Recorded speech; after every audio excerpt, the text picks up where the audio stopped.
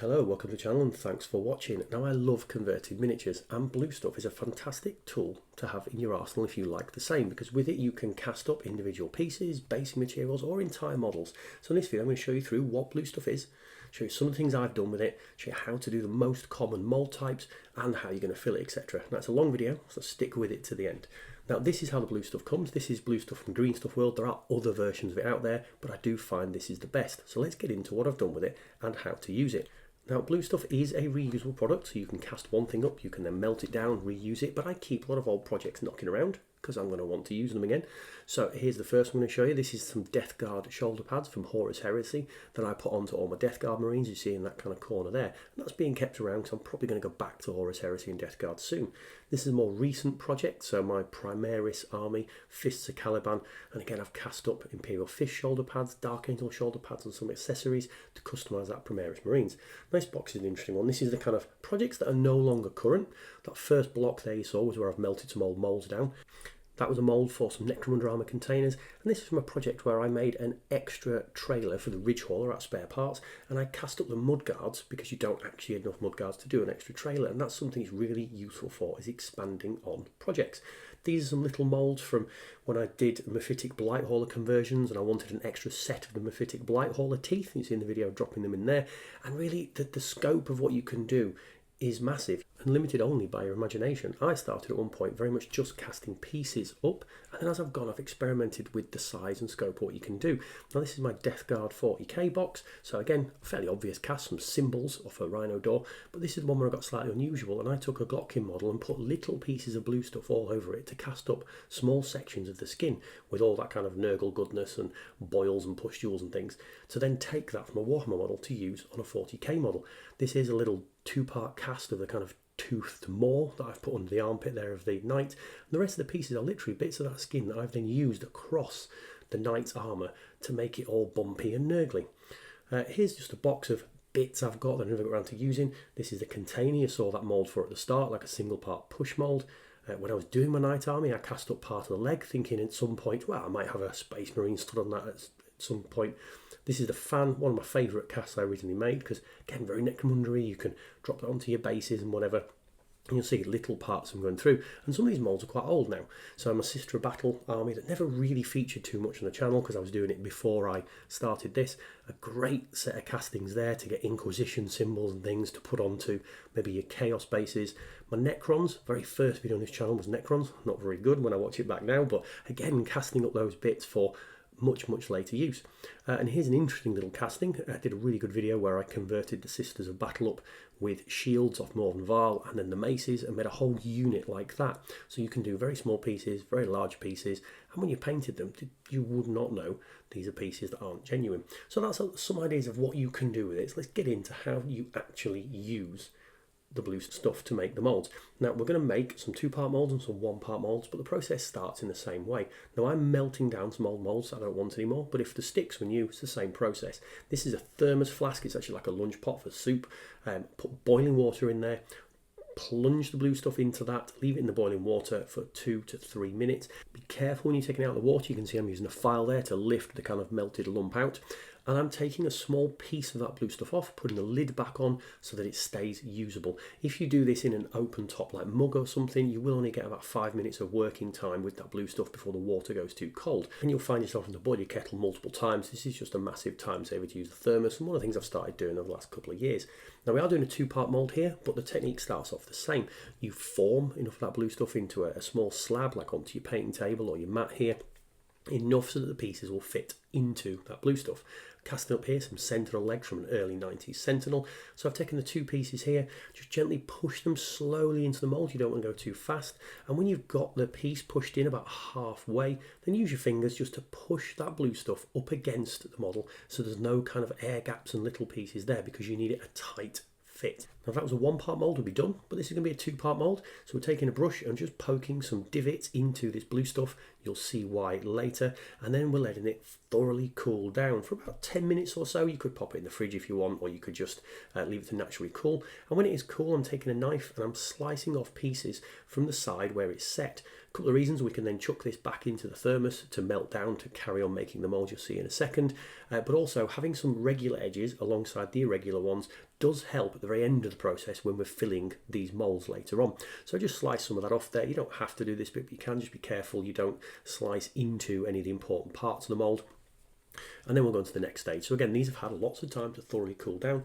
Then taking a piece of the blue stuff from out the water again, and we're now making the lid. So it's a similar size piece that you use for the base, and you want to start from the middle and work your way to the sides to basically push any of the air out that you're going to get trapped. Obviously you'll have a moulding issue.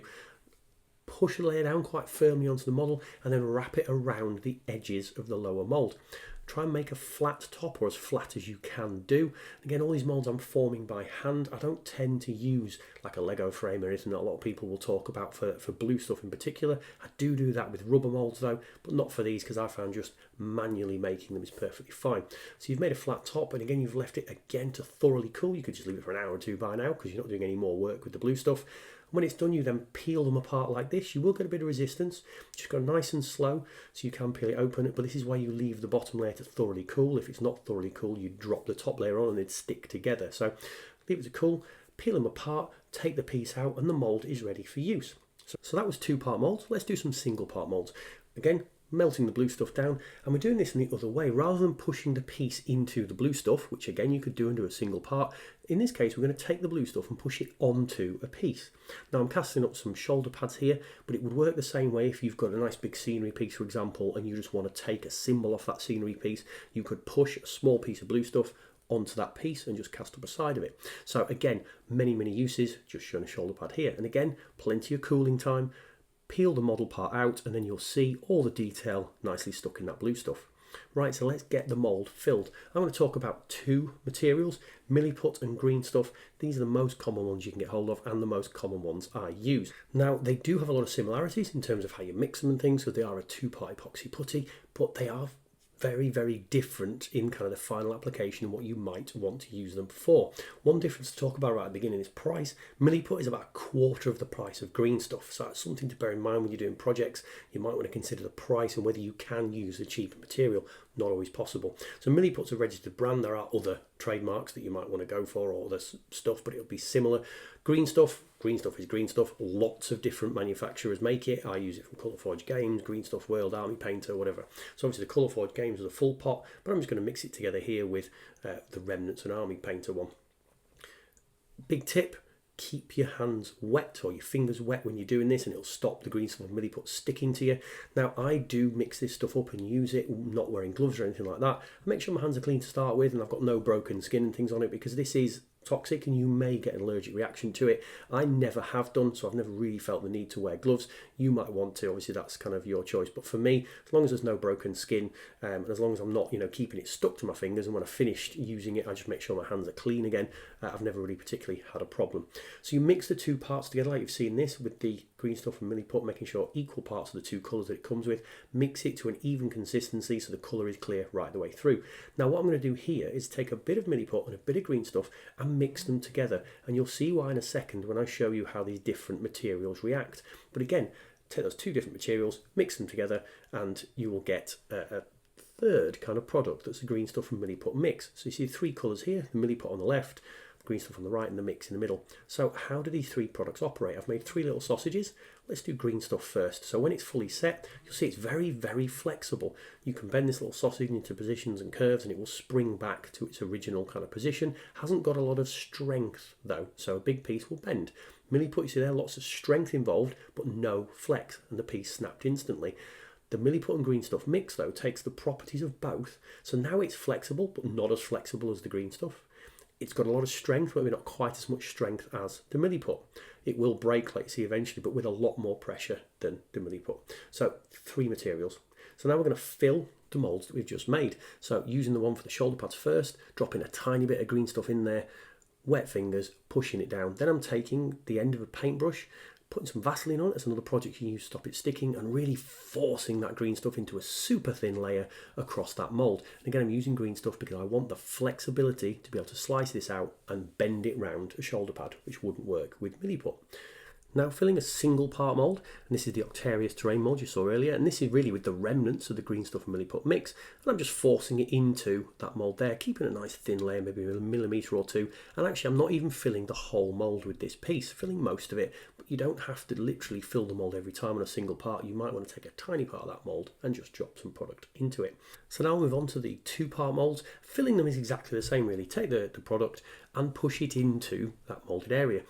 You've got to do it on both sides because obviously you've done a half and half, so make sure you fill both sides equally. Do a little bit of overspill because you want it to be slightly fatter, and then when you push it together you will effectively cause flash. One of the tips not spoken about so far is if it is a small tight mould here, like you're seeing for the pilot of the Sentinel, there will be little nooks and crannies in that mould you might not be able to force into. So I'm using a silicon tipped sculpting tool from Green Stuff World just to really force that product in there. Now when you're happy you've filled both sides enough, take the mould, again put the two sides together, and that's why we've cut those equal and unequal sides, and the pins, push the mould together, and we'll show you how you finalise that off in a second. Now with the legs of the Sentinel here, I wanted to add a little bit of extra strength, so I'm just cutting to size some pinning wire that's going to go into the core of this model, pushing that into the filled mould, just with, again, that sculpting tool, a bit of water on the end, so that it gets enveloped. Now, it will obviously envelop even more when you put the other side on, but just try to make sure it's covered up.